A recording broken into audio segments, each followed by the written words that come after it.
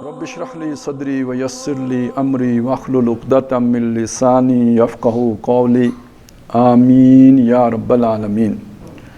سورہ حدید کی آیات 13 تا 15 اس وقت میں نے آپ کے سامنے تلاوت کی ہیں۔ جو سلسلہ کلام چل رہا تھا وہ یہ کہ اللہ تعالیٰ کی طرف سے دو مطالبات آئے، ایمان لاؤ اور اللہ کی راہ میں قربانیاں دو۔ پھر اس کے بعد یہ بتایا گیا کہ آخرت کا منظر ہے جسے میں نے آپ کے سامنے رکھا تھا کہ جیسے پل صراط کا تصور ہے، وہاں دو روشنیاں ہوں گی ان لوگوں کے پاس کہ جنہوں نے وہ دو مطالبے پورے کیے ہوں گے، یعنی ایمان لایا ہوگا اور قربانیاں دی ہوں گی، ان کے پاس دو روشنیاں ہوں گی، اور جتنا کچھ ایمان ہوگا، جتنا کچھ قربانی ہوگی، روشنی کی طاقت بھی اتنی ہی ہوگی۔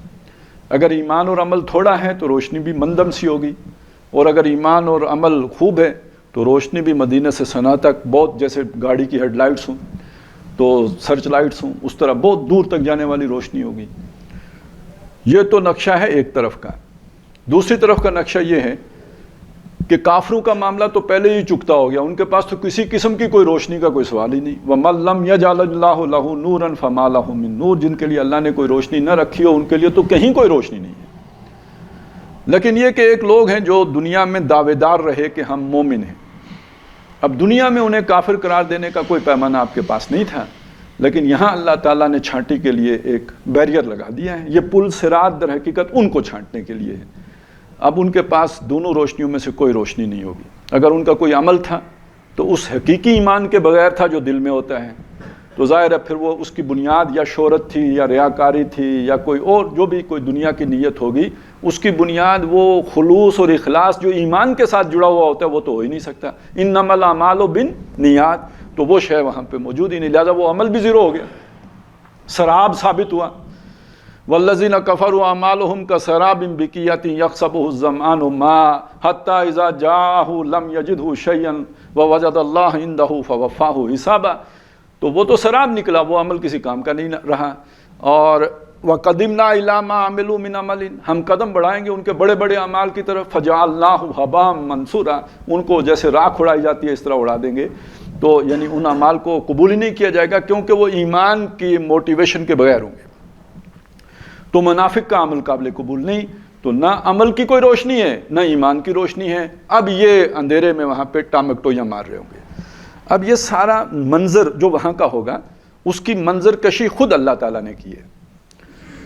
اب میں اس وقت سوچتا یہ ہوں کہ آپ کے سامنے پہلے کیا مطلب اس منظر کشی کو کر کے پھر ذرا یہ تفصیل بیان کی جائے، یا پہلے وہ سارا حقیقت یعنی یہ نفاق کیا چیز ہوتی ہے اور یہ کس طرح حملہ آور ہوتا ہے وہ پہلے بیان کر کے بعد میں یہ منظر کشی جو ہے اسے پڑھا جائے۔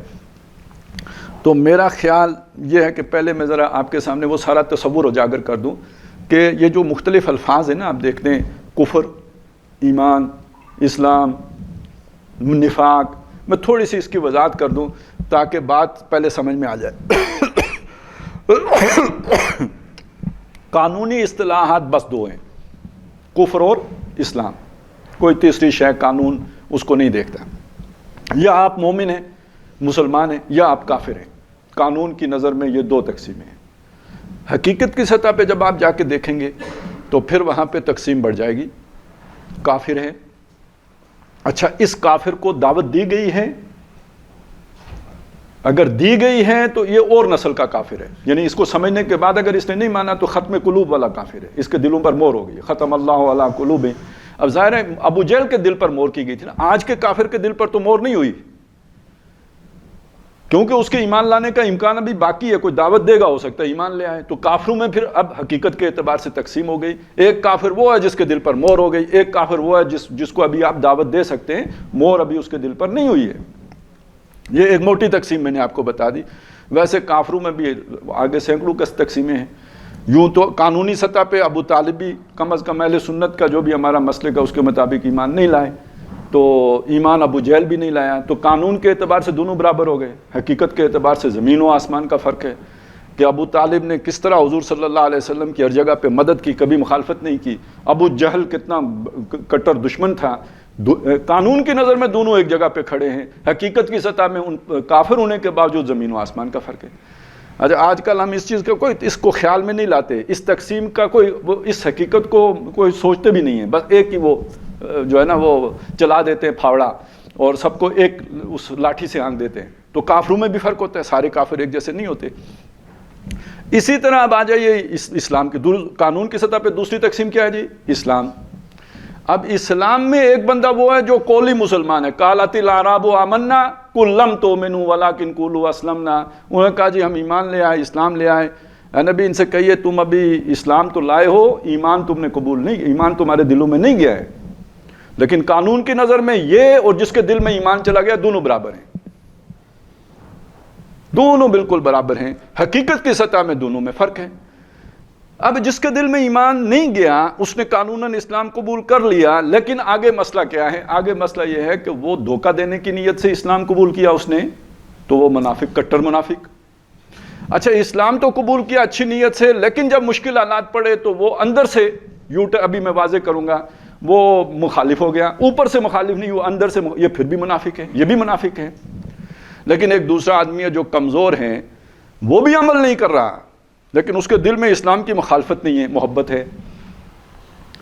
تو باوجود اس کے کہ عمل کی سطح پہ دونوں ایک جیسے نظر آئیں گے، لیکن ان دونوں کی دل کی کیفیت کے اعتبار سے اللہ کے ہاں فرق ہو جائے گا. ایک آدمی کی سوچ کے اندر نیگیٹیوٹی آ گئی ہے اسلام کے حوالے سے، دوسرا بھی پازیٹیولی سوچتا ہے لیکن وہ کمزور ایمان ہے، ضعف ایمان ہے، اور وہ عمل وہ بھی نہیں کر سکتا، لیکن اسلام کا دشمن نہیں ہے، اہل ایمان کا دشمن نہیں ہے، اس کے دل میں اسلام کی کوئی مخالفت نہیں ہے، اسے اسلام سے کوئی چڑ نہیں ہوتی ہے، وہ چاہتا ہے کہ اسلام کا بول بالا ہو جائے، کر کچھ نہیں سکتا یا کرنے کے لیے اپنے اندر ہمت نہیں پاتا. یہ ایک دوسری طرح کا آدمی ہے. یہ دونوں منافق بھی، یعنی جسے آپ کہیں گے بے عمل، یہ دونوں بے عمل بھی ایک جیسے نہیں ہوں گے. وہ دوسرا تو کٹر منافق ہے نا جو مخالف ہو گیا، اور یہ اس کو آپ مسلمانوں میں یعنی وہ کہ چلے اگر وہ درجہ ایمان وہ والا اس کا نہیں بھی ہے تب بھی آپ اسے منافق نہیں کہہ سکتے. تو اس اعتبار سے یہ جو جس کو آپ نے قانوناً مسلمان مانا ہے اس میں بھی کئی تقسیمیں آ جائیں گی. وہ فاسق بھی ہو سکتا ہے، فاجر بھی ہو سکتا ہے، منافق بھی ہو سکتا ہے، مومن بھی ہو سکتا ہے، مسلم بھی ہو سکتا ہے. تو یہ ساری اسی ایک سائڈ کی کیٹیگریز آ گئی. اب یہ نفاق کیا ہے، اس کو بس ہم ذرا تھوڑا سا جلدی سے دیکھ لیتے ہیں تاکہ بات پوری طرح واضح ہو جائے. پہلے تو اس لفظ کو سمجھیں. یہ میں پچھلی دفعہ بھی وضاحت کر چکا تھا کہ اس کا ہم سادہ سا معنی یہ لے لیتے ہیں آسان سا کہ جو اندر سے کھوکھلا ہو، یعنی اس کے اندر ایمان نہ ہو. اور نمبر دو منہ ہو، وہ ادھر بھی تعلقات رکھتا ہو ادھر بھی تعلقات رکھتا ہو، دونوں طرف تعلق رکھنا چاہتا ہو، یعنی جسے دنیا کے اعتبار سے ہم سیانہ آدمی سمجھیں گے. دیکھیے یہ بڑی بے وقوفی کی بات ہے کہ آپ سارے انڈے ایک ٹوکری میں ڈال دیں. سمجھداری کی بات تو یہ جیسے ہمارے سیانے خاندان ہوتے ہیں نا، تو وہ ایک بھائی ایک پارٹی میں ہوتا ہے، دوسرا بھائی دوسری پارٹی میں ہوتا ہے، تیسرا فوج میں ہوتا ہے، چوتھا عدلیہ میں ہوتا ہے. جس کا بھی پلڑا بھاری ہو اپن ہی ہوتا ہے نا، ٹھیک ہے نا. کبھی ایک کبھی دوسرا کبھی تیسرا کبھی چوتھا، اس طرح بھی اس طرح بھی اس طرح بھی اور اس طرح بھی. یہ سمجھدار لوگوں کا کام ہے. وہ سارے چاروں کے چار ایک پارٹی میں شامل ہو گئے، وہ اپوزیشن میں چلی گئی، بیڑا غرق. تو سیانے بندے کبھی کہیں سارے انڈے ایک ٹوکری میں جمع نہیں کرتے. اسی طرح یوں سمجھ لیجئے سیانہ آدمی وہ کسی کے ساتھ یکسو ہو کے نہیں ہوگا. کیا پتہ کل تلک الایام نداولها بین الناس، یہ دن ہیں جنہیں ہم لوگوں کے درمیان اونچ نیچ کرتے رہتے ہیں. تو اس میں اگر آپ ایک ہی طرف ہو گئے تو گئے، ٹھیک ہے نا، کہانی ختم آپ کی. نہیں بھائی، ادھر بھی تعلق ادھر بھی تعلق. یہ ادھر سے جب جو لگا کہ اب یہ جھاڑا آ رہا ہے تو پرندے ادھر سے اڑ گئے، اور ادھر باہر آ رہی ہے تو پرندے ادھر جا کے چہچہانا شروع ہو گئے. اور جو ہی موسم ادھر کا خلاف ہوا اور ادھر ذرا تھوڑی سی ہوائیں چلیں باہر کی تو یہ پرندے ادھر سے ادھر کو منتقل ہو گئے. آج کل آپ دیکھ رہے ہیں نا، کافی اڑانے بڑھ رہے ہیں پرندے ادھر سے ادھر کو، ہواں کو. تو یہ سیانے لوگ ہوتے ہیں. یہ جو سیانے لوگ ہوتے ہیں، جب اسلام اور کفر کی کشمکش ہو رہی ہے، آج آپ دیکھ رہے ہیں نا یہ پارٹیوں کی کشمکش ہے. جب اسلام اور کفر کی کشمکش ہو رہی ہوتی ہے تو یہ سیانے لوگ اس وقت بھی یہی کھیل کھیل رہے ہوتے ہیں. یہ ہیں اصلی منافق. یہ دو منہ ہیں، یہ ادھر بھی تعلق رکھنے والے، یہ ادھر بھی تعلق رکھنے والے، یکسو نہ ہونے والے، ایک طرف کے نہ ہو جانے والے. یہ بد کردار لوگ. اچھا یہ صرف اسلامی میں نہیں ہوتے، یہ کفر میں بھی ہوتے ہیں. یہ بات شاید آپ نے اس سے پہلے کبھی نہ سنی ہو. مثلا ابو جہل ہے، وہ منافق نہیں ہے، کٹر ہے، کافر ہے، ضدی ہے، ہٹ درم ہے، مخالف ہے، لیکن نسل والا کافر ہے، بد نسلہ کافر نہیں ہے۔ آخر حضور نے وہی دعا مانگ لی تھی اس کی، اور عمر کے برابر رکھ کے مانگی تھی، یعنی اگر ادھر آ جاتا تو وہ عمر ثانی ہوتا۔ ٹھیک ہے نا، یہ اس کی قوت ہے، یہ اس کا پوٹنشل ہے جس پر اللہ نے اسے پیدا کیا۔ اس کے مقابلے میں ولید بن مغیرہ ہے، بہت بڑا سردار ہے، بڑا انفلوئنشل ہے، بہت بڑا حکیم اور دانا آدمی ہے، پورا عرب اس کی دانائی کا قائل ہے، وائز مین، بڑے مال و دولت والا ہے، لیکن حق سمجھ گیا، حق سمجھ گیا، اس حد تک سمجھ گیا کہ وہ جب وہ بیٹھے دارالندوہ میں کہ یار ہمارا بیانیے مختلف ہیں، کوئی کہتا ہے شاعر ہیں، کوئی کہتا ہے مجنون ہیں، کوئی کیا کہتا ہے، تو وہ مؤثر نہیں رہتا، ہم سب مل کے ایک بیانیہ بناتے ہیں، سب ایک ہی بات کہتے ہیں، کیا کہا جائے؟ کسی نے کہا شاعر کہتے ہیں، سب شاعر کہتے ہیں، اس نے کہا یار یہ نہیں چلے گا، میں نے قرآن پڑھا ہے، میں شاعروں کو بھی جانتا ہوں، یہ شاعری ہے ہی نہیں، کوئی معقول آدمی اس کو نہیں مانے گا کہ یہ شاعر ہیں۔ اچھا تو ہم کہتے ہیں کہ یہ کاہن ہیں۔ اس نے کہا یار میری کاہنوں سے بھی دوستی ہے، وہ بڑے بد کردار لوگ ہوتے ہیں، گندے مندے، اور ان کے بال الجھے ہوئے، ان کی باتیں بھی بڑی الجھی ہوئی ہوتی ہیں، ان کا کوئی جملہ پورا مکمل نہیں ہوتا، یہ بہت مبین کتاب ہے، یہ تو وہ نہیں ہو سکتا، وما ہوا بقول شیطان الرجیم۔ اچھا جب دو باتیں اس نے رد کی نا، انہوں نے آنکھوں ہی آنکھوں میں ایک دوسرے کی طرف دیکھا کہ لگتا ہے کہ یہ تو گیو، ہاں جی، تو جانے کا مطلب کیا تھا؟ وہ جو ساری وہاں پہ چودراہٹ حاصل ہے، وہ جو سرداری ہے، وہ جو آؤ جی، بیٹھو جی، اٹھو جی، آگے پیچھے جو گھومنے والے اور چلنے والے خوش آمدی ہیں، معلوم ہوا کہ وہ جیسے باقیوں کو پتھر پڑ رہے ہیں، اس کو مجھے بھی پتھر پڑیں گے۔ اب جب اس نے آنکھیں بدلتی دیکھی، اس نے کہا نہیں نہیں نہیں نہیں نہیں، ایسا نہیں ہے، میرا مطلب یہ نہیں ہے، آپ بڑا غلط سمجھے ہیں۔ اب وہ یہ ہے وہ بڑے لیڈر جو یو ٹرن لیتے ہیں اور جو بات کو الٹا کرتے ہیں۔ یہ جو پوری بات ہے نا، دیکھیے یہ کتنی اہم ہے، اللہ تعالیٰ نے اس کا پورا نقشہ کھینچا ہے سورہ مدثر میں۔ انہ فکر وقدر فقتل کیف قدر ثم قتل کیف قدر ثم نظر ثم عبس واستکبر فقال ان ھذا الا سحر یؤثر ان ھذا الا قول البشر۔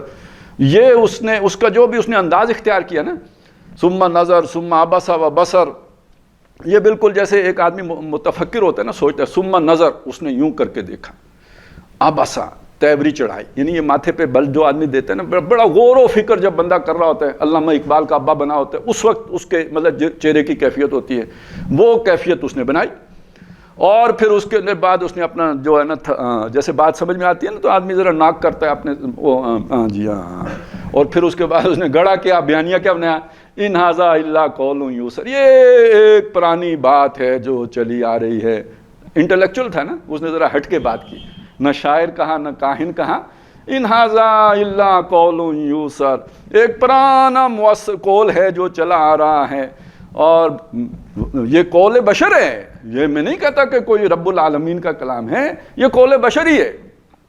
اب یہ جو ٹویسٹ مارنے والا کام ہے نا، یہ آپ کو ابو جہل کے یہاں کبھی بھی نہیں ملے گا۔ اسی طرح بد خصلت ایک آدمی جو تھا، اور وہ بھی کافر تھا، وہ ابو لہب تھا۔ مطلب وہ اس وقت، یہ اب الٹی بات ہوگی لیکن بتانی پڑے گی، جو خانہ کعبہ کا توشہ خانہ تھا، یہی الفاظ ملتے ہیں، یہ بعض لوگ کہتے ہیں شاید توشہ خانہ کا لفظ ہی ابھی آیا ہے، نہیں، یہ بہت پرانا لفظ ہے۔ جو خانہ کعبہ کا توشہ خانہ تھا، اس میں ایک ہار آیا تھا، وہ ہار اس کی بیگم، اس نے چرا کے اپنی بیگم کو دے دیا تھا، فی جیدہا حبل من مسد، وہ ہار، وہ ایک رائے یہی ہے کہ وہاں سے چرا کے اس نے اپنے گلے میں ڈالا تھا۔ یہ بھی بڑا لال سرخ آدمی، ابو لہب، یہ چمکتا دھمکتا ہینڈسم پرسن، تو یہ وہ شے تھی ابو لہب۔ اور کردار کیا تھا؟ بزدل ترین انسان۔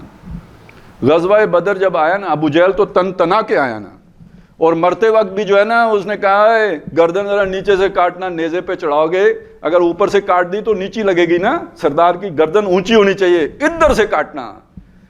آپ ذرا کمپیریزن کیجیے، فرعون کتنی بڑی بلا تھی، جب موت سامنے آئی اس نے کہا میں ایمان لایا موسیٰ اور ہارون کے رب پر، اس کے مقابلے میں ابو جہل کو دیکھیں، مرتے وقت بھی اس کی اکڑ نہیں گئی، اپنی اکڑ کے ساتھ مرا ہے۔ اس نے نہیں کہا کہ میں ایمان، نہ توبہ، اتھے ذرا نیچے سے کاٹو، اپنی پوری ہو، جو بھی اکڑ خانی کی شان تھی ہو. یہ ابو جہل ہے. ابو لہب کیا ہے؟ میں نہیں جا سکتا، میری معذوری ہے. کوئی اس وقت اس نے بھی کوئی بہانہ بنا لیا ہوگا، کوئی تیر شیر لگ گیا ہوگا. اس نے کہا جی لے جاؤ، کتنے 2 بندے چاہیے 4 بندے، وہ خرچہ لے جاؤ جی، یہ لو جی خرچہ لے جاؤ تو مجھے چھوڑ جاؤ. وہ نہیں آیا، اس کو وہ بعد میں کیڑے ڈال کے اللہ نے مارا ہے. تو یہ کردار اس طرف بھی بزدل، گھٹیا، کمینے قسم کے کردار کفر کی طرف بھی ہوتے ہیں. اسی طرح کے لوگ اگر اسلام بھی قبول کر لینا تو وہ ادھر بھی ان کا کردار بدلتا نہیں ہے. یہ اسی سے مشابہ کردار ایک عبداللہ ابن ابی کا ہے. اچھا، اب ایک اور اگلی شے سمجھ لیجئے. ایک اچھا کردار سامنے، اب اچھے کردار کو سامنے رکھیے. یہ جو اچھا کردار ہے، اس نے دیکھیے یہ تو رستہ ہی قربانیاں دینے کا رستہ ہے نا. ٹھیک ہے، آج آپ نے گھر چھوڑا، کل آپ نے کاروبار چھوڑا، پرسوں نوکری گئی، مطلب یہ سلسلہ چلتا رہتا ہے. کرتے کرتے بچے پہ آئی، کرتے کرتے بچی پہ آئی، بچی کی بھی تو ہاتھ پہ، مطلب وہ نبی صلی اللہ علیہ وسلم کی بچی، ہم کو بھی تو طلاق ہو گئی نا. سمجھ رہے ہیں؟ روز ایک نئی آزمائش، ایک نئی مصیبت. آدمی آخر کب تک صبر کرے گا؟ آج مان لیا، کل مان لیا، ہو سکتا ہے کسی وقت جا کے کمزوری آ ہی جائے. ایک اچھے بھلے ٹھیک ٹھاک دلیر بہادر آدمی بھی کوئی اس کی کمزوری کا پہلو تو ہو سکتا ہے نا. کہتے ہیں نا ہر آدمی کی کوئی نہ کوئی کمزوری ہوتی ہے. تو جب آزمائش گھیرتے گھیرتے گھیرتے گھیرتے وہاں تک پہنچے گی تو ہو سکتا ہے کہ وہ بھی اوندا ہو جائے، وہ بھی الٹا ہو جائے. لیکن اب یہاں پہ ایک چیز ہوتی ہے کہ دیکھیے اب اس کے پاس یہ موقع نہیں ہوتا کہ جو اندر سے اس کا دل بدل گیا ہے، اس بدلے ہوئے دل کا وہ اظہار بھی کر سکے کہ میں آج سے آپ کے ساتھ سے اپنا تعلق منقطع کرتا ہوں. اب دیکھیے نا، حضرت حسین رضی اللہ تعالیٰ عنہ کے ساتھ جو لوگ چل کے آ گئے تھے، انہوں نے رات چراغ گل کر دیا کہ جس نے واپس جانا ہے چلے جاؤ، اب تو موت ہے، تو جس نے نکلنا ہے نکل جاؤ. تو بندہ شرما شرمی میں بھی تو نہیں نکل سکتا ہے نا. اندر سے بے شک نکلنے کا دل کرتا ہو، لیکن یہ کہ اب نکلنا تو آسان نہیں ہے. تو اس طرح سمجھ لیجئے کہ ایک جماعت ہے جو نبی صلی اللہ علیہ وسلم نے بنائی ہے، اس میں لوگ آ گئے ہیں. ابتداً جو ہے تکلیفیں بھی برداشت کی ہیں، بعد میں ہمت جواب دے گئی ہے. اب اندر ہی اندر سے ایک تبدیلی ہو گئی ہے. یہ جو اندر ہی سے اندر تبدیلی ہو گئی ہے، یہ باطنی کفر ہو گیا یا نہیں ہو گیا؟ لیکن یہ کفر ظاہر نہیں ہوگا. قانون کی سطح پہ مسلمان رہے گا، اندر ہی اندر کافر ہو جائے گا. اب اس کے لیے ایک دوسرا لفظ ہے، مرتد کا لفظ آپ نے سنا؟ ارتداد. ارتداد کا کیا مطلب ہے؟ رد سے یہ لفظ بنا ہے. مردود اس کو کہتے ہیں جو ریجیکٹڈ، جس کو آپ نے پلٹا دیا ہو، لوٹا دی، ریجیکٹ کر دیا ہو، یہ مردود ہے. مرتد کون ہے؟ جو خود پلٹ کے چلا گیا ہو. ٹھیک ہے، جو خود پلٹ کے چلا گیا. اب یہ یعنی جسے ہم آج اپنی اصطلاح میں یو ٹرن کہتے ہیں. اب بڑھنا کدھر تھا؟ قربانی کی طرف، ایثار کی طرف، اپنا سب کچھ نچھاور کرنے کی طرف. وہ ابراہیم علیہ السلام کی زندگی سامنے رکھیں. اب یہ بڑھتے بڑھتے کسی موقع پر اس کی ہمت جواب دے گئی تو اب اس نے آسانی کی طرف یو ٹرن لے لیا. جو اسے آسانی لگی، جس میں تکلیفیں نہیں تھیں، جس میں مصائب نہیں تھے، جس میں مشکلات نہیں تھیں، اس نے اس طرف منہ موڑ لیا. یعنی اللہ سے منہ موڑ لیا، اللہ کے رستے سے منہ موڑ لیا. یہ مرتد ہو گیا. یہ مڑنا اگر اعلانیہ ہو تو کفر ہے، اب واجب القتل ہے، اس کو سزائے موت دی جائے گی. یہ مڑ گیا لیکن اس نے اعلان نہیں کیا، اندر کی دنیا بدل گئی.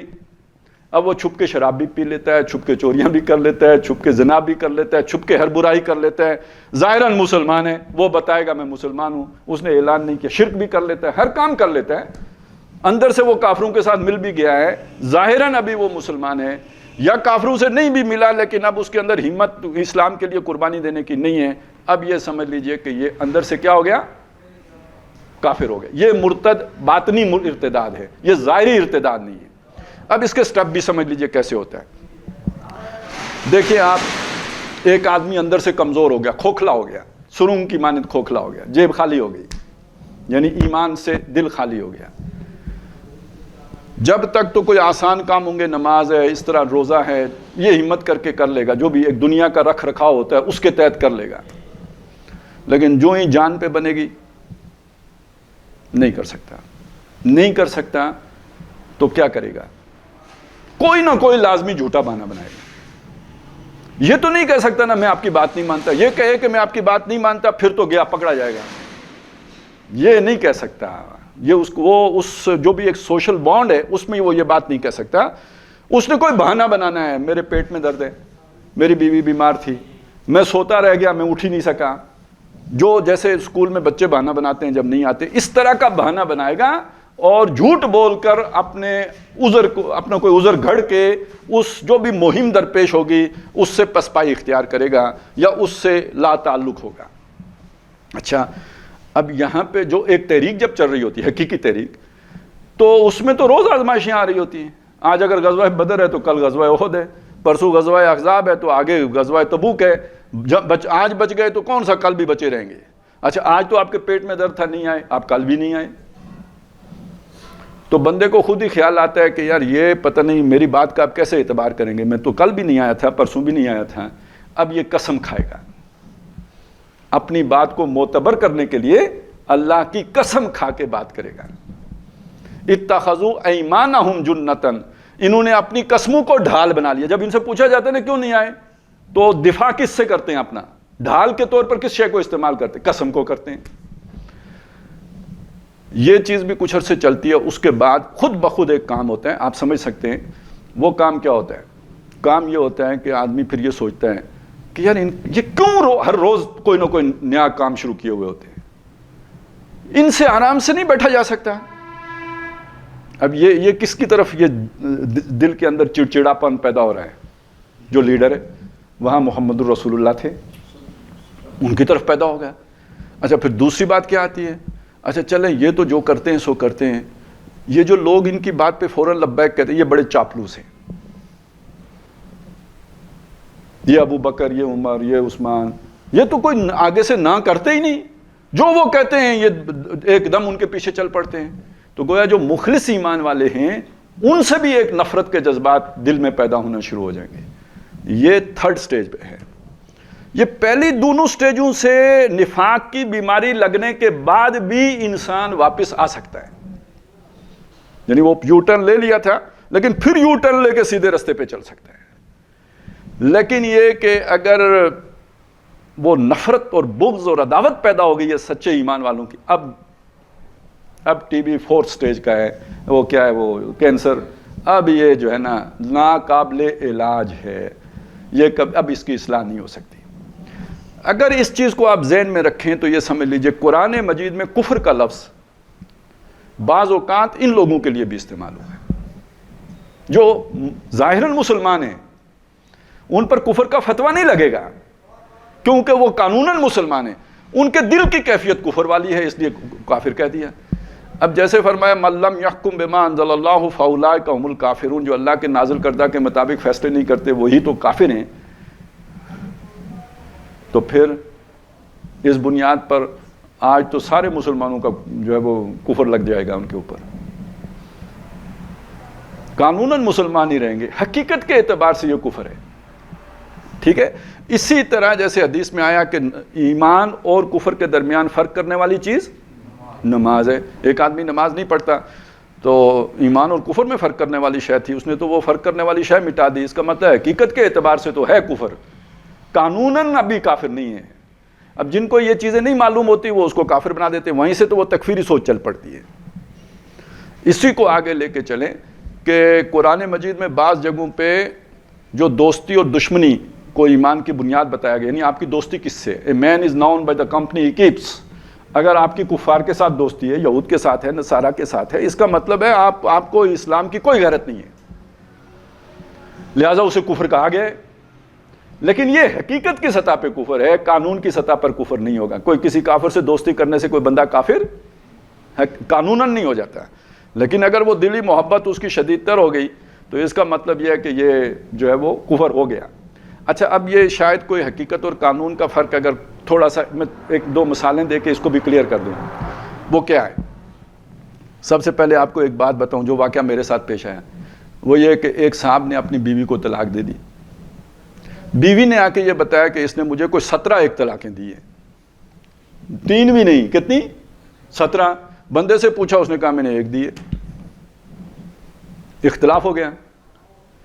اب ثابت کیسے ہوگا؟ گواہ کے بغیر تو نہیں ثابت ہو سکتا. ٹھیک ہے. تو جن لوگوں کو اتنی سمجھ نہیں تھی انہوں نے تو کہا کہ طلاق ہو گئی ہے. میں نے کہا یار نہیں, اس طرح طلاق نہیں ہوگی, کیونکہ یہ تو عورت کا دعویٰ ہے, مرد تو مان ہی نہیں رہا. بھائی فیل جس نے کیا اس نے مانا ہی نہیں, وہ تو کہتا ہے میں نے ایک دی ہے. اب اسے تو گواہ پیش کرنے پڑیں گے. اچھا بعد میں پھر مفتی صاحب سے پوچھا, ان کا جواب بڑا پیارا تھا, وہ تو یہاں جلدی جلدی کسی کی سمجھ میں بھی نہیں آیا. انہوں نے کہا اند اللہ, اگر اس نے دی ہے تو اند اللہ ہو گئی ہے. اگر عورت کا دعویٰ سچا ہے اند اللہ ہو گئی ہے, اند القضاء نہیں ہوئی ہے. قضاء کیا, قاضی, یعنی کورٹ میں نہیں ثابت ہو گئی. سمجھ آ گئی؟ تو حقیقت کی سطح پہ کیا ہوا, طلاق ہو گئی. لیکن یہ کہ قاضی کی سطح پہ کیا ہوا, نہیں ہوئی. اب میں دوسری مثال دیتا ہوں. آپ سوچ سکتے ہیں حضرت علی جھوٹ بول سکتے ہیں؟ وہ دعویٰ کرتے ہیں قاضی کی عدالت میں کہ یہ یہودی ہے, اس نے میری زرہ چوری کی ہے, یہ اس کے پاس ہے. مال مسروقہ بھی برآمد ہو جاتا ہے, یہودی مکر جاتے ہیں, وہ کہتے ہیں نہیں یہ ہے ہی میری. حضرت علی سے کہا جاتا ہے کہ آپ جو ہے ثابت کیجئے. وہ گواہ کے طور پر بیٹے کو اور غلام کو پیش کرتے ہیں, وہ گواہی دیتے ہیں. قاضی کہتا ہے بیٹے اور غلام کی گواہی قابل قبول نہیں ہے. حضرت علی رضی اللہ تعالیٰ عنہ کا مقدمہ خارج ہو جاتے ہیں. حقیقت کی سطح پہ کس کی تھی, قانون کی سطح پہ کس کی ہے, یہودی کی. یہ قانون اور حقیقت کا فرق بالکل کلیئر ہو گیا نا. اچھا اب اسی پہ تھوڑی سی میں چلیں, ویسے یہ ذرا تھوڑی ہماری اپنی تربیت کے لیے چند مثالیں میں دے دیتا ہوں. آپ نے یہ بات سنی ہے نا کہ پھل کی چوری نہیں ہوتی تو فلانی چوری نہیں ہوتی, اور اس طرح کی باتیں سنی ہوئی ہیں نا, اور ہم بھی بچپن سے سنتے آئے ہیں. اور پھر یہ کہ مطلب وٹے مار کے پھل کھاتے بھی تھے کیونکہ چوری نہیں ہوتی. کوئی کہتا ہے کتاب کی چوری نہیں ہوتی.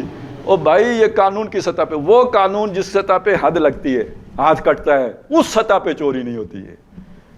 سمجھ گئے نا. یہاں کسی کا مال اگر باہر پڑا ہوا ہے, اس کی حفاظت نہیں ہے, مطلب ویسے پڑا ہوا ہے, آپ اٹھا کے لے گئے, آپ پر حد نہیں لگے گی. ایک خاص مقدار سے کم مال لے گئے, اس پر بھی حد نہیں لگے گی. اس کا یہ مطلب نہیں کہ وہ چوری نہیں ہے. وہ تو مسکال کے ذرے کی بھی چوری ہوگی تو اس کا حساب ہوگا کہاں, آخرت میں. دنیا میں آپ پر جو حد جاری ہوگی چوری کی, وہ ایک خاص تعداد کا مال ہے, اور اگر اس کی پروٹیکشن نہیں, اگر پروٹیکشن ہے, پروٹیکٹڈ تھا, تجوری میں تھا, گھر کے اندر تھا, کہیں محفوظ رکھا ہوا تھا, اور کوئی جو ہے نقب لگا کے نکال کے لے گیا, اب اس کے ہاتھ کٹیں گے. باہر سڑک پہ پڑا ہوا تھا, اس کی کوئی حفاظت کا سامان نہیں تھا, کوئی اٹھا کے لے گیا, تو اس کا یہ مطلب نہیں کہ وہ لے گیا تو وہ ثواب کمایا اس نے, یہ مطلب. اسی طرح کتاب چوری کر لی تو کوئی گناہ نہیں ہے, تنکے کا بھی حساب ہے.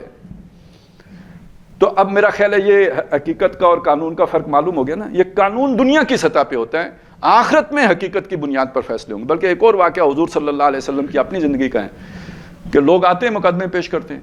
اچھا جو مقدمہ پیش کرتا ہے وہ پورا وکیل ہوتا ہے, اس دور میں بھی تھے, اور باتوں سے اندازہ لگانا بڑا مشکل ہوتا ہے کہ بھئی سچ کیا اور جھوٹ کیا ہے. بعض اوقات جرا کر کے بھی جو سیانا بندہ ہوتا ہے وہ پکڑا ہی نہیں دیتا, وہ تو سارے خانے بند کر کے آتا ہے نا, اسے پتہ ہوتا ہے کیا کیا سوال آئیں گے, سارا حساب کتاب جوڑ کے آتا ہے.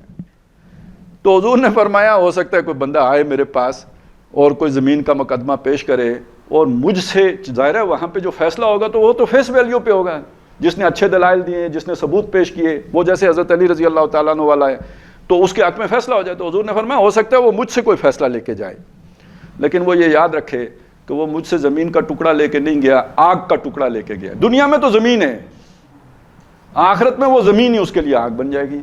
تو اب یہ قانون اندھا ہوتا ہے والی بات سمجھ میں آ گئی. تو یہ ہے قانون اور یہ ہے حقیقت. تو قانون کی سطح پہ مسلمان, حقیقت کی سطح پہ کفر. اس شے کا دوسرا نام کیا ہے, نفاق, اور تیسرا نام کیا ہے, ارتداد باطنی یا کفر مخفی, چھپا ہوا کفر, جو کفر ظاہر نہیں ہوا وہ اندر ہے. اب اس سب کو ذہن میں رکھیں اور اس کو پڑھیں. فرمایا یوم یقول المنافقون والمنافقات للذین آمنوا, وہ دن جس دن منافق مرد اور منافق عورتیں ایمان والے لوگوں سے کہیں گے, عورتوں مردوں سے کہیں گے. اب ظاہر ہے جو جس کا واقف ہے اسی سے کہے گا, تو ان سے کہیں گے انظرونا, ہماری طرف نظر کرو. میں نے بالکل لفظی ترجمہ کر دیا ہے, یعنی ہماری طرف نظر کرو, یعنی نظر کرم کرو. اور اس کا جو با محاورہ معنی بنے گا اصل میں وہ تو یہ بنے گا نا کہ ہمیں مہلت دو, ہمیں ڈھیل دو, ہمیں موقع دو، یہ صحیح ترین ترجمہ ہو جائے گا۔ اچھا اب اس سچویشن کو سمجھیں، یہ کیا سچویشن ہے جس میں یہ بات کہی گئی ہے؟ کچھ لوگوں کے پاس روشنی ہے، وہ تیز تیز چل رہے ہیں، کچھ کے پاس روشنی نہیں ہے، وہ ٹھوکریں کھا رہے ہیں۔ اب وہ جو ٹھوکریں کھا رہے ہیں وہ ان روشنی والوں سے کہہ رہے ہیں کہ ہم کچھ ہمارا خیال کرو، مطلب یہ کہ آپ ذرا سلو چلو تاکہ تمہاری روشنی سے ہم بھی فائدہ اٹھا سکیں۔ سمجھ آ گئی نا؟ انظرونا کا کیا مطلب ہوا؟ یعنی ہمیں دیکھو، یعنی ہمارے حال کو دیکھو، ہمارا خیال کرو، ہمیں بھی ساتھ لے کے چلو۔ انظرونا نقتبس من نورکم، ہم تمہارے نور سے اقتباس کریں۔ میں نے بالکل لفظ کے قریب چلا گیا ہوں تاکہ آپ کو اقتباس کا لفظ آپ نے کوٹ کرنا کسی کی جو چیز کرتے ہیں نا، مطلب مضمون تو کسی اور کا تھا، اس سے ہم نے کوئی ایک پورشن اٹھایا اور اپنے مضمون کے اندر ٹانک دیا، یہ اقتباس ہوتا ہے۔ ایسا ہی ہوتا ہے نا؟ یہ لفظ بنا کہاں سے؟ قبض سے بنا ہے، کاف بے سین، اقتباس۔ قبض کس کو کہتے ہیں؟ انگارہ، قبض انگارہ۔ پرانے لوگوں کو پتہ ہوگا کہ یہ کیا ہوتا تھا کہ پرانے وقتوں میں جب آپ رات کو آگ بجھاتے تھے تو کچھ چنگاریاں جو ہیں وہ سواگے کے اندر دبا دیتے تھے، جو موٹی موٹی چنگاریاں ہوتی تھی، کیونکہ ماچ سے نہیں ہوتی تھی۔ صبح اسی جو ایک انگارہ یا دو انگارے بچے ہوتے تھے اس کے اوپر آپ کچھ جو ہے نا وہ کپڑا رکھ کے یا کوئی گھاس پھوس رکھ کے تو پھونکے مار کے وہاں سے نئی آگ پیدا کر لیتے تھے۔ وہ جو قبض ہے وہ یہ اقتباس بنتا تھا، یعنی آپ ایک نئے سرے سے جو ہے وہ آپ نے آگ روشن کر لی۔ بلکہ بعض گھروں میں جن میں تھوڑی آگ ہوتی تھی وہ پھر جا کے کسی کے گھر سے انگارہ مانگ کے لاتے تھے کہ وہ آپ ہمیں انگارہ دے دیجئے، ہم نے اپنا چولہے میں آگ جلانی ہے۔ یہ ہے اقتباس۔ وہ لفظ یہاں پہ آ گیا، نقتبس من نورکم، تمہاری روشنی سے ہم بھی فائدہ، یعنی تمہارے چولہے سے ہم بھی اپنا چولہا جلا لیں۔ نقتبس من نورکم قیل ارجعوا وراءکم، کہا جائے گا، یعنی یہ ایمان والے نہ کرنا پسند نہیں کرتے۔ یہ اصل میں اس کے اندر ایک مضمون یہ بھی ہے کہ بندہ مومن اس کے پاس کوئی شے ہو، کوئی مانگے، وہ اسے انکار کر دے، یہ اس کی مروت کے خلاف ہے۔ یہ تو وہ ہوتے ہیں یوسرون علی انفسہم ولو کان بہم خصاصہ، یہ اپنے اوپر دوسرے کو ترجیح دیتے ہیں خواہ خود ضرورت مند ہوں۔ اب جب ان سے مانگا گیا، ٹھوکریں کھانے والے پریشان حال لوگ ایک مطالبہ کر رہے ہیں، ایک درخواست پیش کر رہے ہیں، وہ کیسے انہیں ٹھکرا دیں کہ ہم جو ہے وہ تمہیں نہیں دیتے؟ وہ نہیں جواب دیں گے۔ کیلا، کہا جائے گا، کون کہے گا اس کا ذکر نہیں ہے، فاعل موجود نہیں ہے یہاں، یہ پیسو وائس ہے، یعنی کوئی فرشتہ آواز دے گا، اللہ کی آواز آئے گی، کوئی ہاتف غیبی پکارے گا۔ کیلا، کہا جائے گا، ارجعوا وراءکم، واپس پیچھے چلے جاؤ۔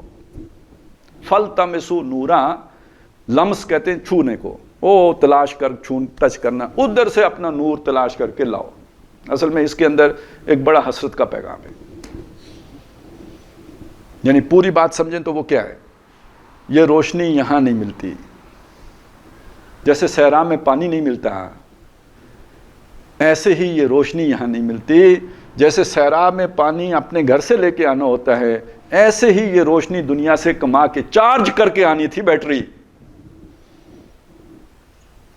تو اس کا مرکز تو وہاں ہے، فلتمسوا، وہاں جاؤ، وہاں جا کے تلاش کرو، جس کا مطلب کیا؟ وہاں تو جان، آپ کی کہانی ختم، سٹوری از اوور۔ بات آپ کو سمجھ آ جانی چاہیے۔ اب آپ واپس تو جا نہیں سکتے، یہاں پہ روشنی مل نہیں سکتی، روشنی کے بغیر آگے بڑھ نہیں سکتے، ان کی روشنی سے استفادہ کر نہیں سکتے، چھٹی۔ فلتمسوا نورا، جاؤ اپنی روشنی تلاش کرو۔ اچھا اب آپ سوچئے، تقسیم تو ہو گئی نا، جن کے پاس روشنی تھی وہ آگے بڑھ گئے، جن کے پاس روشنی نہیں تھی وہ پیچھے رہ گئے۔ اب آپ وہ جو کہتے ہیں نا اللہ بڑی تیزی سے حساب لیتا ہے، اب دیکھیے ایک ایک بندے کو تھرمامیٹر لگا کے چیک کریں کہ ایمان ہے کہ نہیں ہے، کتنا وقت لگ جائے گا؟ آدم علیہ السلام سے لے کے قیامت تک کوئی لمبا کام کیا ہی نہیں اللہ نے، بس دو کو روشنی دے، کچھ کو روشنی دے دی، کچھ کو نہیں دی، یہ آگے بڑھ گئے، یہ پیچھے رہ گئے۔ جو ہی یہ تقسیم، یہ چھانٹی ہوئی، فَضُرِبَ بَيْنَهُمْ بِسُورٍ، ان کے درمیان ایک دیوار حائل کر دی جائے گی، ایک دم بیچ میں دیوار آ جائے گی۔ لہو باب، اس میں ایک دروازہ ہوگا، یہ دروازہ بس ذہن میں رکھیں، اس کی طرف میں واپس آ جائے۔ ایک دیوار آ گئی، بیچ میں ایک دروازہ بھی ہے، گیٹ بھی ہے۔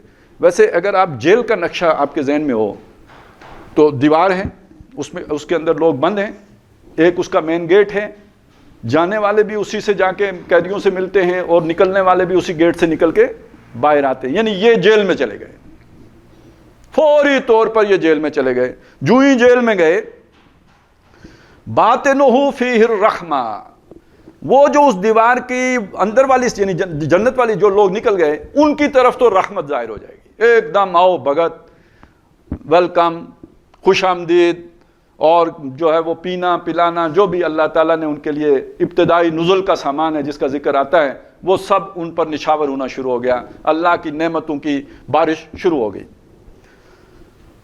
وَظَاهِرُهُ، اور جو اس کی باہر والی سائڈ جو باہر رہ گئے جو اندر نہیں آ سکے، من قبلہ العذاب، ان کے اوپر سامنے سے عذاب آ جائے گا، وہ اب عذاب کی گرفت میں آ گئے، فوراً مار کٹائی جو ہے وہ کٹ چڑھنا جسے ہم کہتے ہیں وہ ان کی شروع ہو گئی. وَظَاهِرُهُ مِن قِبَلِهِ الْعَذَابُ. اچھا، یہ ان کے لیے بڑی حیرت کی بات ہو گئی.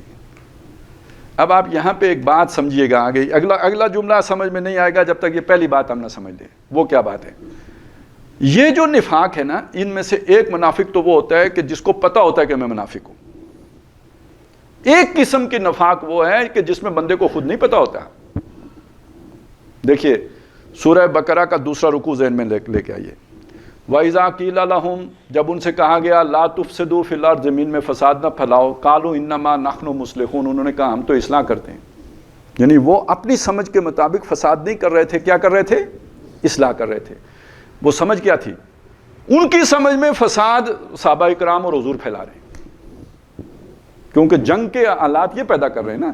اگر یہ شدت پسندی کا مظاہرہ نہ کریں، اگر یہ کافروں کو بالکل تنگ کر کے نہ رکھیں تو جنگ نہیں ہوگی. تو یہ جو انہوں نے دعوت زور ادھر گھیرا ادھر فوج، یہ جو سارا کر، اس سے یہ جنگ کا خطرہ پیدا ہو رہا ہے.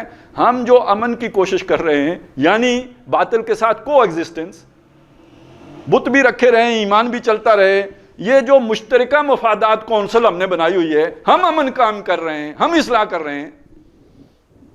انما نحن مصلحون الا انہم هم المفسدون ولکن لا یشعرون. یہ فسادی ہیں، یہ غیر اللہ کے ساتھ کمپرومائز کر رہے ہیں، یہ اللہ کے دشمنوں کے ساتھ سازگاری اختیار کر رہے ہیں، یہ اللہ کے دین کے سوداگروں کے دوست بن رہے ہیں. تو اس سے بڑا فساد ہو کیا ہوگا؟ لیکن اس کا انہیں شعور ہی نہیں ہے، ان کو سمجھ ہی نہیں. تو اپنی سمجھ کے مطابق وہ اللہ والے ہیں. سمجھ آ گئی نا؟ اسی طرح وَإِذَا قِيلَ لَهُمْ آمِنُوا كَمَا آمَنَ النَّاسُ، جب ان سے کہا گیا ایمان لاؤ جیسے یہ باقی بھلے لوگ ایمان لائے ہیں. یعنی ایمان کا مطلب کیا؟ قربانیاں دینا، تم بھی قربانیاں دو. قَالُوا أَنُؤْمِنُ كَمَا آمَنَ السُّفَهَاءُ، یہ کہتے ہیں ہم بے وقوفوں کی طرح ایمان لائیں، بچے بھی قربان کر دیں، مال بھی قربان کر دیں، نوکری بھی قربان کر دیں، کاروبار بھی قربان، یہ تو بے وقوفوں کا کام ہے، ہم تو عقل مند لوگ ہیں. الا انہم هم السفہاء، یہ بے وقوف ہیں. یہ جو دنیا میں اپنا مال اور اسباب اور مفادات بچا کے رکھتے ہیں یہ بے وقوف ہیں. ولکن لا یعلمون، لیکن اس کا انہیں علم نہیں ہے. تو جب اس طرح کے لوگوں کو آپ ایمان کی حقیقتیں بتاتے ہیں تو وہ پھر الٹا آپ پر دنیا میں غصہ ہوتے ہیں کہ آپ شدت پسند ہو، آپ جوش خطابت میں یہ باتیں کر جاتے ہو، وگرنہ اللہ نے تو امن کا، بھائی چارے کا، پیار کا، محبت کا، پتہ نہیں کیا کیا اتنے الفاظ انہیں آتے ہوتے ہیں، وہ باتیں کی ہیں. یہ آپ جو ہے بہت شدت پسندی اور انتہا پسندی کی باتیں کر رہا ہو.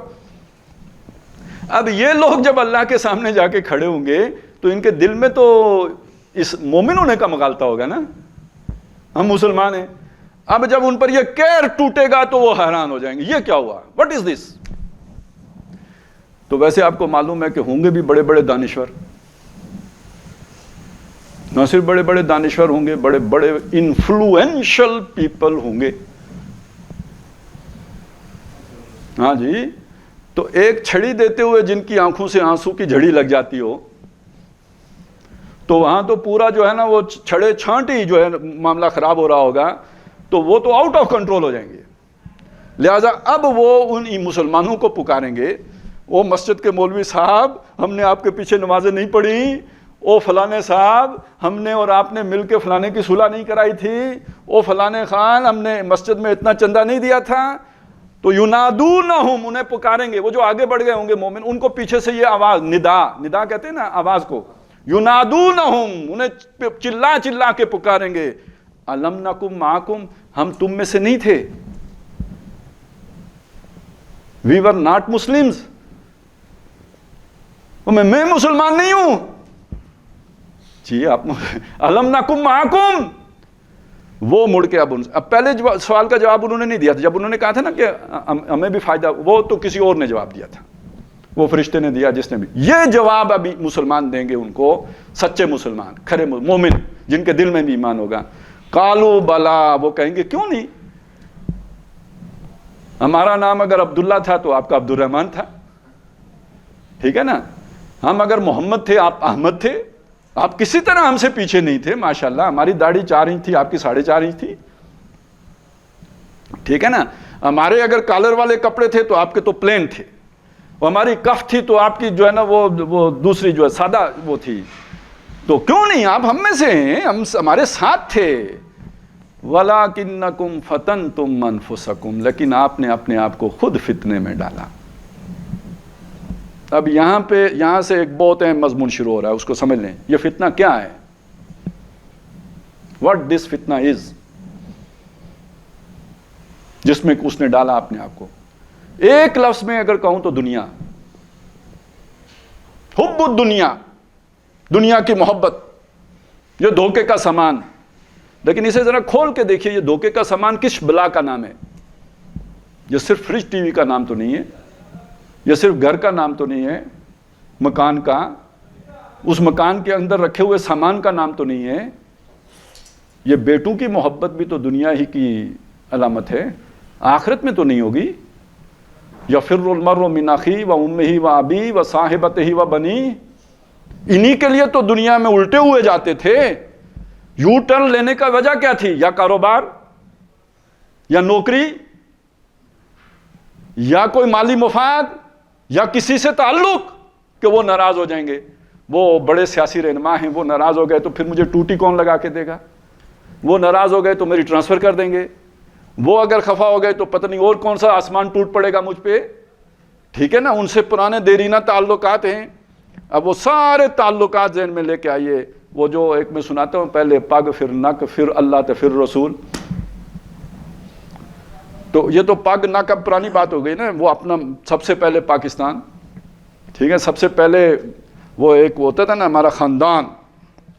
ایک خاندان تو یہ نسلی خاندان ہوتے ہیں نا، ایک مفاداتی خاندان بھی ہوتا ہے. وہ ایک ٹویٹر والے صاحب نے ایک دفعہ یہ ٹویٹ بھی کیا تھا نا کہ ہم ایک خاندان ہیں، یعنی ہمارے کسی ایک آدمی کے اوپر بھی اگر آپ کوئی انگلی اٹھائیں گے تو ہم سب ریئیکٹ کریں گے.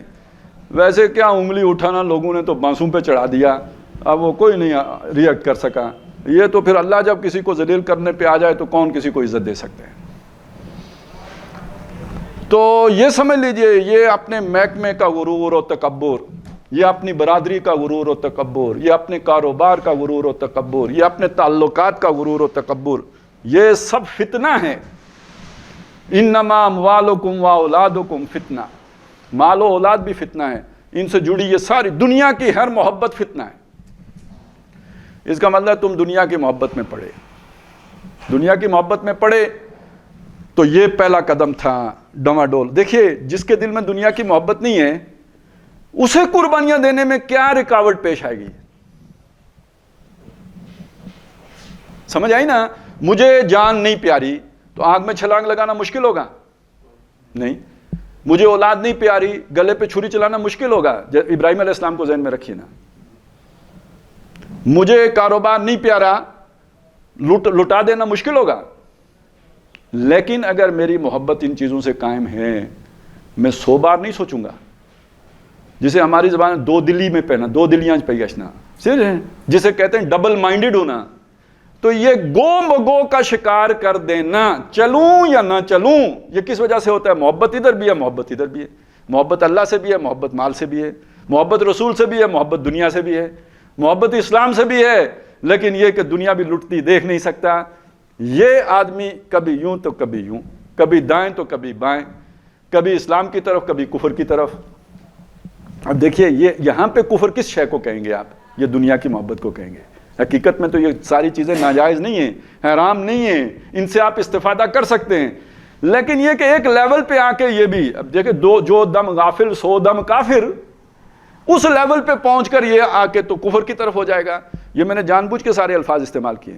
دیکھیے اس منافق کے لیے ایک لفظ آتا ہے قرآن مجید میں، متربص، گو مگو کا شکار ہونا۔ تذبذب کا لفظ بھی آتا ہے، مذبذبین بین ذالک، وہ تذبذب میں گرفتار ہیں دونوں کے درمیان، اس کی چیز اور اس کے درمیان، مذبذبین بین ذالک، لا الہ ہاؤلا و لا الہ ہاؤلا، نہ پوری طرح اس طرف ہے نہ پوری طرح اس طرف ہے۔ وہ کافر ابو جہل ایک طرف ہے، یہ بیچ میں ہے، کبھی ادھر ہے کبھی ادھر ہے۔ یہ آپ ذہن میں رکھیے، کبھی ادھر کبھی ادھر، اس کو ذہن میں رکھ کے کچھ آیتیں آپ کو سمجھ میں آئیں گی۔ ان الذین آمنوا، تو کدھر؟ ادھر، ثم کفروا ادھر، ثم آمنوا ثم کفروا ثم ازدادوا کفرا۔ اب یہ آیت ویسے سمجھنا بہت مشکل ہوگی، کیونکہ جب کوئی ایمان لا کے کفر کرے تو وہ واجب القتل ہو گیا، لیکن یہاں وہ والا کفر نہیں مراد کہ جو اعلانیہ ہوتا ہے، یہ اندر اندر والی بات ہے۔ تو ایمان لے آئے یعنی کھڑے، لیکن جب مشکل آئی ادھر سے نکل کے اس حالت میں آ گئے۔ اچھا، جب پھر حالات بہتر ہوئے توبہ طائب کر کے پھر واپس آ گئے، پھر مشکل آئی، کوئی غزوہ تبوک آ گیا، پھر اتھا جتھے دی کھوتی اتھے جان کھلوتی، اور پھر واپس نہیں آئے۔ ثم ازدادوا کفرا، پھر تو وہ ضد پیدا ہو گئی نا، اناد پیدا ہو گیا۔ جب ضد اور اناد پیدا ہو گئی، ثم ازدادوا کفرا فبشر المنافق، یہ منافق ہیں، ان کو خوشخبری دے دیجئے۔ تو یہ اصل میں منافقین ہی کا بیان ہے۔ یہ مذبذبین بین ذالک اب سمجھ آ گیا۔ ایک اور آیت میں آپ کے سامنے رکھوں، ہم للکفر یومئذ اقرب منہم للایمان۔ اس دن، یہ غزوہ احد کے حالات پر بحث ہو رہی ہے، اس دن وہ ایمان کی نسبت کفر کے زیادہ قریب تھے۔ اس کا مطلب ان کا پنڈولم کبھی دائیں کبھی بائیں جھولتا رہتا ہے، وہ ان کو ایک کیفیت پر قرار نہیں ہے، کبھی وہ ایمان کی طرف جاتے ہیں کبھی وہ کفر کی طرف جا رہے ہوتے ہیں۔ لیکن یہ سب کہاں ہو رہا ہوتا ہے؟ اندر ہی اندر ہو رہا ہوتا ہے۔ یہ کبھی دائیں کبھی بائیں، الٹنا پلٹنا، یہ فتنہ ہے۔ ٹھیک ہو گیا؟ اب یہ فتنہ وَلَٰكِنَّكُمْ فَتَنْتُمْ أَنفُسَكُمْ، تو فتنے میں کون ہے؟ جس نے اللہ کی محبت، رسول کی محبت، آخرت کی محبت، دین کی محبت، اس پر دنیا کی محبتوں کو برابر کر لیا یا اہمیت دے دی، یہ فتنے میں پڑ گیا۔ أَلَا فِي الْفِتْنَةِ سَقَطُوا، یہ تم نے پہلا کام کیا، لیکن بات یہاں رکی نہیں، بات آگے بڑھی۔ وَارْتَبْتُمْ، تم شک کا شکار ہو گئے۔ یہ شک کیا ہوا؟ دیکھیں یہ کھینچا تانی کچھ عرصہ رہے گی، ثم ازدادوا کفرا ہوگا نا۔ تو بندہ جو ان محبتوں میں گرفتار ہے، اب یہاں ایک چیز کو سمجھیے، انسانی سوچ کو، انسانی نفسیات کو سمجھیے۔ انسانی نفسیات کیا ہے؟ نو نقد تیرا ادار، یہ جملہ آپ نے سنا ہے، اس کا مطلب بھی سمجھتے ہیں۔ ایک چیز نقد نو کی بک رہی ہو، یہ اور اداری تیرہ کی بک رہی ہو، تو آپ تیرہ والا سودا نہ کریں، نو والا سودا کریں، یہ فائدے کا سودا ہے۔ انگریزی میں بھی کچھ اس سے ملتی جلتی بات ہے کہ وہ جو ایک ہاتھ میں ہے نا بٹیر، وہ ان دو بٹیروں سے بہتر ہے جو جاڑیوں میں ہیں۔ ٹھیک ہے؟ تو نو نقد تیرہ ادار، یہاں سودا دست بدستی ہے۔ تو دنیا کی جو بھی آپ محنت کرتے ہیں، ایفرٹ کرتے ہیں، کوشش کرتے ہیں، وہ نقد و نقدی ہے۔ ٹھیک ہے نا؟ ادھر ہی ملتا ہے۔ آخرت کے لیے جو محنت کرتے ہیں وہ سارا کا سارا ادھار ہے۔ ٹھیک ہے نا؟ وہ جو کافر ہیں ان کو تو ادھر ہی حور و قصور مل جاتے ہیں نا۔ آپ کی حوریں تو ابھی آپ کا انتظار، مریں گے تو حوروں تک پہنچیں گے، وہ اداری ہیں۔ تو اب اس نفسیات کے تحت انسان کس طرف جائے گا؟ جب دو چیزیں برابر کر بیٹھا، دنیا اور آخرت، یا دنیا کی محبت اور دین کی محبت برابر کر بیٹھا، تو اس کا میلان اور رجحان کس طرف ہوگا؟ نقد کی طرف ہوگا۔ جب وہ نقد کی طرف ٹوٹلی مڑ جائے گا، اب گویا اس نے دین کو پیٹھ پیچھے پھینک دیا۔ اب دین کے حوالے سے اس کے دل میں شک پیدا ہو گیا، اب ایمان رہا ہی نہیں، کیونکہ جب تک ایمان میں تھوڑی سی بھی رمق ہوگی وہ اسے کھینچے گا، وہ اس کی ضمیر کی خلش بنے گا۔ وہ جب دوسری طرف جائے گا تو پیچھے سے وہ اس کو پکارے گا، پل کرے گا۔ تو اب جب تک وہ اپنے، اچھا اس میں ایک بات سوچے، یہ اگر کشمکش زیادہ شدید ہو جائے اور شک میں بندہ نہ پڑے، مڑ کے ایمان کی طرف آ رہا ہو، اور یہ کھینچا تانی جاری رہے، یہ زیادہ عرصہ جاری رہے، بندہ پاگل ہو جاتا ہے۔ اکثر مذہبی لوگ آپ نے دیکھا پاگل ہو جاتے ہیں، وہ کچھ اور وجوہات بھی ہوتی ہیں, کچھ شیاطین بھی چمٹ جاتے ہیں, کچھ لوگ مطلب وہ اور چکر بھی ہوتے ہیں, لیکن ایک بڑی وجہ یہ ہوتی ہے جب آپ اس کشمکش میں مبتلا ہوتے ہیں کہ کعبہ میرے آگے ہے, کلیسا میرے پیچھے, تو کفر مجھے کھینچی ہے تو روکے ہے ایمان, جب یہ کیفیت بندے کے اندر پیدا ہوتی ہے تو سٹریس میں آ جاتے ہیں. جب سٹریس میں آتا ہے زیادہ دیر برداشت نہیں کر سکتا, نروس بریک ڈاؤن ہو جاتے ہیں, پاگل ہونے کا سبب یہ بنتا ہے. تو اب ایک انسان کے اندر اللہ تعالیٰ نے اپنی حفاظت کا ایک میکینزم رکھا ہوا ہے, یعنی اپنا علاج خود کرنے کا. جن کے اندر ہوتا ہے وہ ایکٹیو ہو جاتا ہے, غیر شعوری طور پہ ایکٹیو ہو جاتا ہے. اس بلا کو چھوڑو, اس ایمان کو چھوڑو, اس سے لاتا یہ شک ہو گیا, اس کے بارے میں طرح طرح کے وسوسے آ گئے, یا اللہ کے بارے میں ہی غفور ہے, رحیم ہے, بخش دے گا, اللہ کو میری مجبوریوں کا پتہ ہے. یہ مولوی تو فارغ لوگ ہوتے ہیں, ان کا تو نہ کام ہے نہ کاج ہے, خود بھی مصیبت پہ چڑھے ہوتے ہیں, سارے لوگوں کو بھی مصیبت پر چڑھا کے رکھتے ہیں, اور یہ تو ان کو تو دفع کرو, ہم ذرا سیانے لوگ ہیں تو ہم نے تو دنیا بھی دیکھنی ہے, تو پھر جو ٹائم بچ جائے تو وہ اللہ کو بھی راضی کرنے کی کوشش کر لیں گے. یہ شک کا آغاز ہو گیا. اب اللہ کی معرفت ختم ہوگی, آپ نے ادھورے اپنی مرضی کے اللہ کو پہچانا ہے جو آپ کو سوٹ کرتا ہے, اس کی قہاری کو, اس کی جبروت کو, اس کے ذو انتقام ہونے کو, اس کے عزیز ہونے کو آپ سننے کے لیے ہی تیار نہیں ہیں, آپ اسے پرسیو کرنے کے لیے تیار, کیونکہ وہ آپ کے من کے خلاف ہے, اس سے آپ کے اندر ایک کشمکش پیدا ہوتی ہے. لہٰذا آپ کو کون سا خدا پسند ہے؟ جو غفور ہے, جو رحیم ہے, جو ودود ہے, جو شفیق ہے, جو حلیم ہے. آپ بس یہ صفات آپ پڑھتے رہیں گے, جو اس کی وہ صفات ہیں جو آپ کی سوچ پر جو ہے وہ زد ڈالیں, ان کو خاطر میں ہی نہیں لائیں گے. تو یہ تو گویا آپ نے اپنے کوئی پسند کا خدا بنا لیا ہے, قرآن کے بتائے ہوئے خدا سے دور ہو گئے ہیں. یا یہ کہ آپ نے کوئی گھڑ لیا ہے عقیدہ کہ اللہ تعالیٰ جو ہے وہ کوئی ہوں گے بزرگ جو سفارش کریں گے تو ہم پاس ہو جائیں گے. اب یہ آپ نے آخرت کے اعتبار سے اپنا من پسند عقیدہ بنا لیا. قصہ مختصر یہ کہ اب آپ ایمان سے گویا حقیقت کے اعتبار سے دور چلے گئے, اگرچہ کہ قانون کی چھلڑی ایمان کی موجود رہے گی. تو دوسری بات یہ ہو گئی کہ تم شک میں پڑ گئے. فتنتم انفسکم وتربصتم, دوسری بات یہ تربص ہو گیا, گو مگو. تیسرا ہو گیا ورتبتم وغرتکم الامانی, تمہاری خواہشات, لمبی لمبے پلاننگ, منصوبے. وہ شیخ چلی والی بات یاد ہے نا؟ تو اسی طرح منصوبے ہر کوئی بناتا رہتا ہے, یہ نوکری کروں گا, ریٹائرڈ ہوں گا, پھر یہ کروں گا, پھر وہ کروں گا, پھر بچے کو باہر بھیجوں گا, ایک جاپان جائے گا, دوسرا جرمنی جائے گا, پھر اتنے پیسے کما کے, یہ دنیا کے جو لمبے لمبے طول عمل منصوبے جو بنتے ہیں, اور بچے کے پیدا ہونے سے پہلے ہی شروع ہو جاتے ہیں کہ فلانے اسکول میں پڑھاؤں گا, پھر وہاں سے گریجویٹ کراؤں گا, پھر فلانی جگہ پہ اسکالرشپ پہ بھیجوں گا, پھر یہ بن کے واپس آئے گا, اور گریڈ 22ویں میں جب وہ ریٹائرڈ ہوگا, یعنی یہ کہ میں تب تک اس کا دیدار کرنے کے لیے بالکل موجود رہوں گا, وہ بھی جو ہے نا اس کو بھی کوئی رکاوٹ نہیں آئے گی. یعنی یہ ایک, ویسے ہم جہاز دوسروں کو کہتے ہیں لیکن سب خود جہاز بنے ہوئے ہوتے ہیں. یہ امانی ہیں, یہ خواہشات ہیں. یہ خواہشات کا جالا جو ہے نا, یہ شیطان انسان کے دماغ میں بن دیتا ہے, اور جب یہ جالا بن جاتا ہے اس کے بعد انسان ان سے باہر کبھی نہیں نکل سکتا. ابھی بچے کے ہاتھ پیلے کرنے ہیں, ابھی یہ کرنا ہے, ابھی وہ کرنا ہے, ابھی یوں ہیں, ابھی وہ ہیں. تو بس وہ تبلیغ والے اس بات کو بڑا سادہ سا ایک بات کہتے ہیں. وہ کہتے ہیں کہ جی آپ نکلے چلے کے لیے تو کوئی نہ کوئی تقاضا تو آ ہی جاتا ہے. تقاضے کا کیا مطلب ہوتا ہے؟ دنیا کا کوئی مطالبہ. آپ ادھر مڑتے ہیں تو دنیا بھی تو کھینچتی ہے نا, دنیا کی طرف مڑتے ہیں تو پیچھے سے ایمان کھینچتا ہے. تو اگر آپ ایمان کی طرف مڑیں گے تو دنیا نہیں کھینچے گی. آپ کی بیگم خوش ہوں گی آپ 40 دن کے لیے چلے جائیں تو. والدین مطلب سب سمجھتے ہیں یار اچھا بھلا کماؤ پوت تھا, کہ کمانس پہ آ گیا.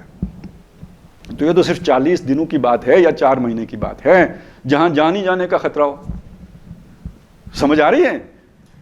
تو وہ دنیا کھینچے گی کا مطلب یہ کون کھینچے گا؟ کوئی سمجھ آیا نا؟ یہ جو عزیز ہیں, جو پیارے ہیں, جو دلارے ہیں, جو دل میں بستے ہیں, جن کی بات کو ہم موڑ نہیں سکتے ہیں, وہی تو کھینچیں گے.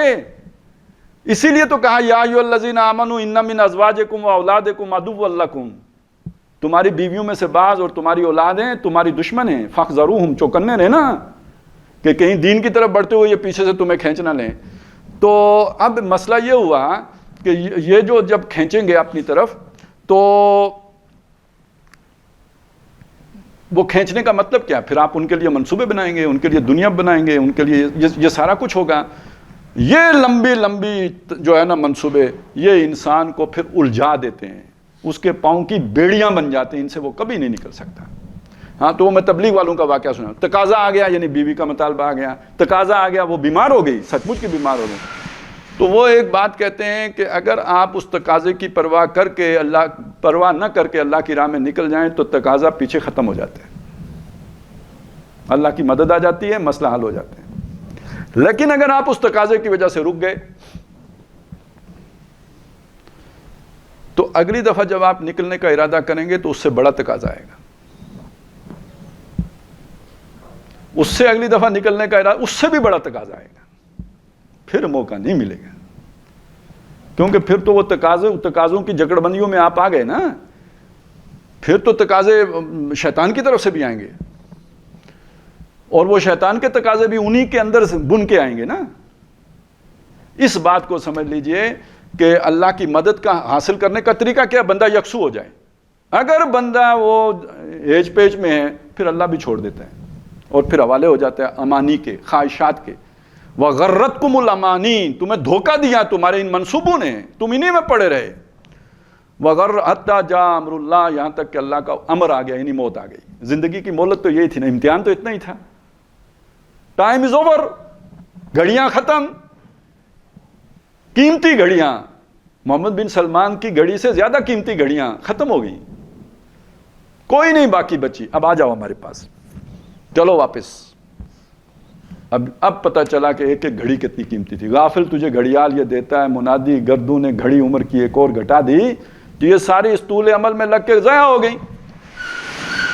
لیکن اصل بات کوئی اور ہے، وہ بھی سن لیں۔ وَغَرَّكُمْ بِاللَّهِ الْغَرُورُ، اللہ کے بارے میں تمہیں دھوکہ دیا الغرور نے، سب سے بڑے دھوکے باز نے۔ کون ہے یہ سب سے بڑا دھوکہ باز؟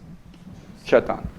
یہ سارا بہلاوا، سارا پھسلاوا تمہیں اس نے دیا، اس نے ایک جال بنا، یہ دنیا تمہارے سامنے محبوب بنا کے پیش کی۔